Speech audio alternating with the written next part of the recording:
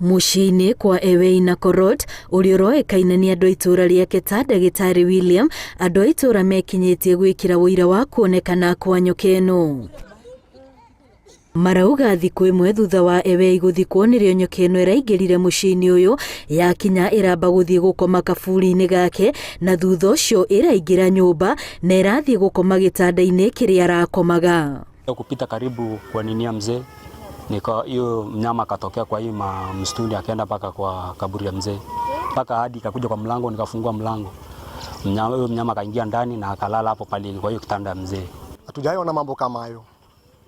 Kando watu wengi wameshafariki, lakini hawajaifuatwa na matukio kama hayo.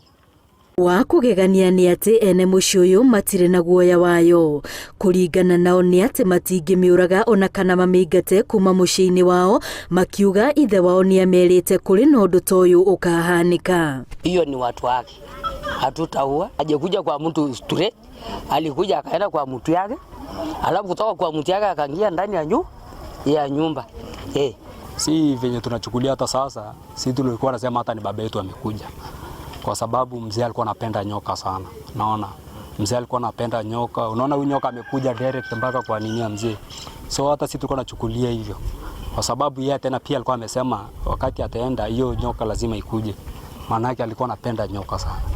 Ewei yari muoyo arakoretwo akirira nyoka na guciheaga gĩa kũrĩa, aikari makiuga kĩaya gũkorwo nĩkĩo gĩtũmi kĩa nyoka ĩno gwĩkinyia mũciĩ-inĩ ũyũ gwethana na mũndũ ũrarĩ mũrata. Hiyo ni kama baraka kwa boma hii, kwa sababu Dr. William mwenyewe alikuwa anapenda kazi ya kufuga nyoka na kufanya show na kuonyesha wageni.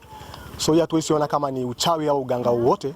Ũgĩ wake ũrerĩkana araũtambĩtie kũrĩ mũtumia wake na ciana arĩa maugĩte nĩ magũtwarithia na mbere wĩra ũcio wa kũiga nyoka na gũciramata. Ngĩribotera Inooro TV, rĩtwa rĩakwa nĩ Wambũi wa Macharia.